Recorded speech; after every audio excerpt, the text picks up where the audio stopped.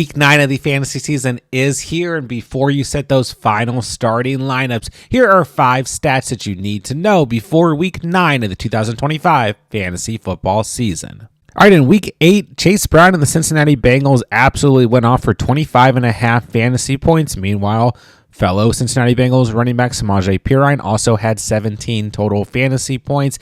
And here in Week 9 of the season, the Cincinnati Bengals will be going up against a Bears defense that ranks 25th overall in run-stop win rate at 28.5% and allows the 6th most rushing yards per game at 143.3 rushing yards per game. This is a great spot if you are a Chase Brown owner. I know he has not lived up to the draft capital that you guys drafted him at throughout the course of the season. We're looking at 13 or more fantasy points in 2 games so far on the year, and last week was one of those games. Every other game on the season, 12 or less fantasy points, but I think that Chase Brown could be in a really nice spot overall at home against the Bears here in Week 9. And we look over the last 2 weeks of the season. In Week 8, 6 yards per carry for Chase Brown. In Week 7, 9.8 yards per carry. He's been extremely efficient over the past 2 weeks, and I do think Samaje Perine is like a desperation play for those of you guys in really bad spots, whether it's due to injuries with players like DeAndre Swift or just due to the couple of teams on bye week this week. Perine sits at 28% rostered.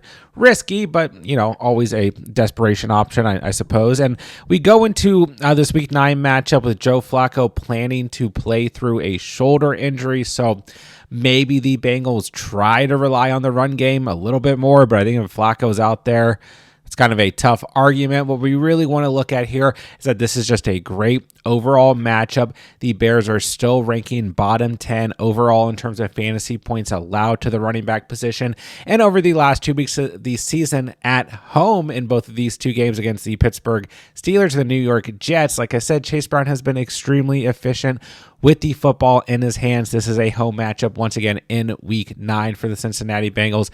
If you own Chase Brown, I think you should be feeling very good right now. Great RB2 or flex option here in Week 9 of the season. If you guys own him, don't worry. He should be a solid start overall. All right, Kareem Hunt of the Kansas City Chiefs is being set up for a huge overall week with Isaiah Pacheco dealing with a right MCL knee sprain.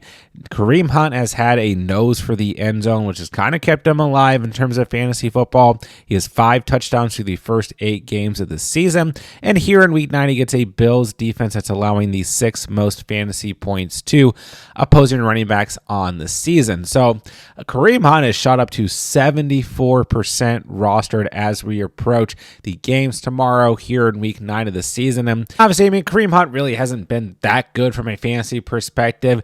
Even with those touchdowns scored through the first 8 games of the season, we're only looking at double-digit fantasy performances in 3 out of those 8 games, and he's had 2 games where he scored 2 touchdowns. So we're not really looking at any consistency here, but obviously with no Isaiah Pacheco, the Chiefs are going to rely on Kareem Hunt in this road game against the Buffalo Bills, which is set to be a high-scoring affair. Really should be one of the primetime games, but nonetheless, the last game of the afternoon slate. This is going to be a game with a lot of offense from both sides. Now, elephant in the room is that rookie Brashard Smith of the Kansas City Chiefs has also seen some increased overall volume over the past couple weeks, at least in the passing game, except for Week 8, where he was essentially non-existent. Week 7, it made sense. He got 14 touches on the ground, but the Chiefs were blowing out the Raiders. But we look since Week 4, he's had 3 or more targets in 4 out of 5 games. So I do expect Brashard Smith to also get some sort of involvement in this game. I think this game script is also maybe going to benefit a player like Brashard Smith because, once again, I think that both teams will be passing and before they are running, because I expect this to be a competitive game script overall. He sits at 30% rostered. We talked about him in the last couple stash videos, video that goes out Friday. He's a player worth keeping an eye on as long as Pacheco is hurt. But once again, I think there's going to be points scored in this game. Both offenses are going to be at it. So Kareem Hunt should be in line to at least come through with a solid fantasy stat line, see the bulk of the carries for the Chiefs here in Week 9, and definitely get those red zone opportunities and have the ability to potentially score some touchdowns here in Week 9 of the season. So if you guys are in need, if you guys picked up Kareem Hunt, feel good about it. He is a very solid start here in Week 9 of the season. All right, so far in the season, Jared Goff of the Detroit Lions is averaging 19.4 fantasy points per game. But at home, he is averaging 20.1 fantasy points per game. So we see a little bit of an increase when Jared Goff is playing at home. And we look over the last 2 weeks, the Vikings defense has given up really big fantasy performances, 25.2 fantasy points to Justin Herbert and 24 fantasy points to Jalen Hurts over the last 2 weeks. So this is a really good spot if you guys own Jared Goff. I know we usually don't really talk about quarterbacks in these videos, but this is one of those home game Goff performances that I feel like is brewing.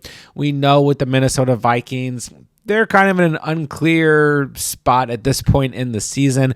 JJ McCarthy is going to get the start, and it just feels like this is going to be one of those games where the Lions are in a situation where they're able to put up a lot of points and wrap this game up early. So I don't know, maybe that type of game script doesn't necessarily benefit Jared Goff from a fantasy perspective, but we also see in some of these home games, even if the Lions are up, they will just continue to, put up points and throw the football, and it doesn't really matter. I think that this is going to be a big game overall for all the Lions players, but another just really solid game for Jared Goff. And we look on the season, he actually hasn't been crazy at home. 13 fantasy points in week 4 against the Browns, 11.3 in week 7 against the Tampa Bay Buccaneers, 33.9 in week 2 against the Bears. So we do have that performance. The Lions have had a lot of road games early in the season, but really we're only looking at one high ceiling performance at home for Goff on the season. But I really have that feeling that here in week 9, we're going to get one of these statement victories, home victories, coming out of the bye week with an extra week of rest, extra week to prepare against a divisional opponent. I think Jared Goff's going to have a really big day here in week 9 of the season. So if you guys are trying to decide between quarterbacks, you own Jared Goff. If you have a stud quarterback, don't get me wrong, you're going to play them. But I think for the most part, Jared Goff should be in starting lineups here in week 9 of the season. Zach Charbonnet of the Seattle Seahawks is in a great spot, running behind an offensive line that ranks 10th in run block win rate at 72.7%, facing a Commanders defense that's middle of the pack in fantasy points allowed to opposing running backs. But Charbonnet has had 10 or more touches in every game this season, and he's coming off of a game before Seattle's bye week this past week where he finished with a season high of 19.5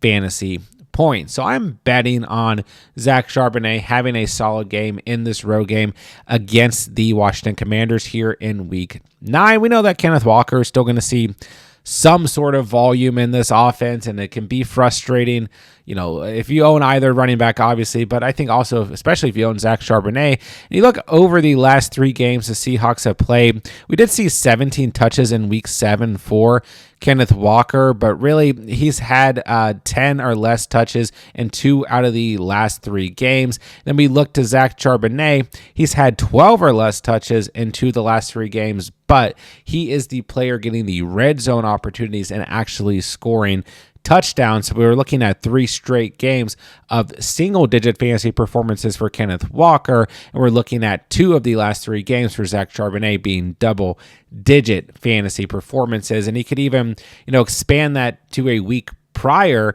and we would have 1 out of the past 4 games for Walker with double digits, and we would have 3 out of the last 4 games with Charbonnet with double digits, right? And we would also have 4 touchdowns scored by Charbonnet in that same stretch. So I really think that we kind of just want to ride the hot hand with Zach Charbonnet. If you are a Charbonnet owner, I think he's a really good RB2 here in week 9 of the season, even a decent flex option for you guys.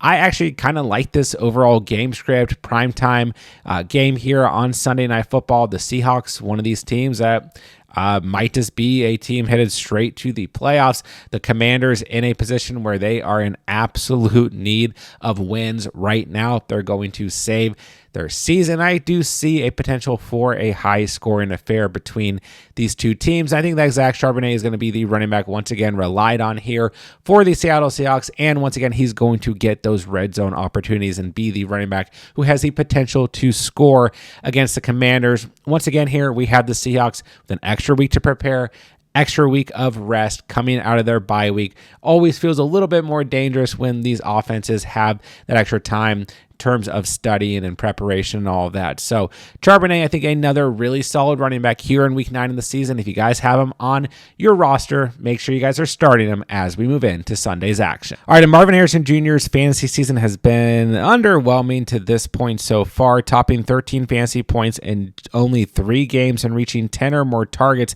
just once on the entire season. But he gets the Dallas Cowboys defense this week that has specifically really struggled against outside wide receivers, but in general is also allowing the most fantasy points to opposing wide receivers on the season so far. We talked about Marvin Harrison in the nuclear video this week. I think he's got to be an absolute must-start player for you guys, but I do want to kind of address something. This is something that I talked about in the nuclear video as well. We look at the 2 starts with Jacoby Brissett for the Arizona Cardinals at the quarterback position.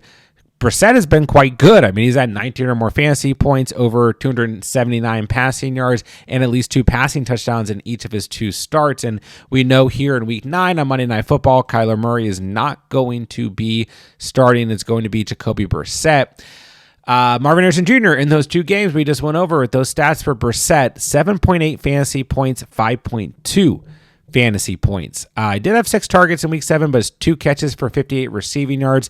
Week 6, 2 targets, 2 catches, 32 receiving yards. And both of those were pretty good matchups against the Packers and against the Colts. I mean, one of the worst teams in the league against opposing wide receivers. So if you own Marvin Harrison Jr., you might not be feeling great going into week 9. You might be looking at other flex options, other wide receiver options. I think we just got to take this matchup. This Cowboys defense has been so bad all year long, and they've been so incredibly bad against wide receivers. Just sometimes you got to trust the process. Take the matchup. The matchup is here. I think that Marvin Harrison Jr., once again, a player on a team coming out of their bye week, extra week of rest, extra week to prepare. You know they're going to have something cooked up for Marvin Harrison Jr. at the wide receiver position against this god-awful secondary that the Dallas Cowboys have. So I think Marvin Harrison Jr. is still an absolute must-start player who could go absolutely nuclear here in week 9, even with the quarterback change for the Arizona Cardinals. If you guys own Marvin Harrison Jr., no matter what you do, make sure he is in your starting lineup. Guys, have it there, my 5 stats that you need to know before week 9 of the fantasy season. Don't forget, guys, I'll answer as many fantasy football questions as I can in the comment section down below. So if you guys need anything whatsoever, drop me a comment. I'll get back to as many of you guys as I can before kickoff tomorrow. And while you guys are down there, if you guys are new to the channel, it does me a huge favor if you guys hit that subscribe button, and if you guys hit that like button, whether you guys are new to the channel or not. It helps out the channel tremendously. When the videos and playlists pop up on the screen, don't forget we have everything that you could possibly need to dominate this week and every coming week of the fantasy season. So make sure you guys go check out all of the content. And with that, I'll say good luck here in week 9 of the season. And remember, you saw it here on The Catch.